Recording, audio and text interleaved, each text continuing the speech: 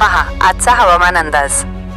पश्चिमी विक्षोभ ट्रफ रेषेच्या स्वरूपात इराणपासून पश्चिम हिमालयावर सक्रिय आहे. सोबतच चक्राकार वारे वाहत आहेत. झारखंड, आसाम, पश्चिम बंगाल द्रोणीय पट्टा आहे. बंगालच्या उपसागरात चक्राकार वारे वाहत आहेत. विदर्भात सध्या कमाल तापमान 39 ते 40 अंश सेल्सिअस, किमान 19 ते 20 च्या आसपास आहे. भारतीय हवामान खात्याने 12 मार्च पर्यंत अमरावती, अकोला, वर्धा जिल्ह्यात उष्णतेची लाट कायम राहण्याची शक्यता वर्तवली आहे. तसेच 2 दिवसानंतर तापमानात 2 ते 3 अंश घट येण्याची शक्यता आहे.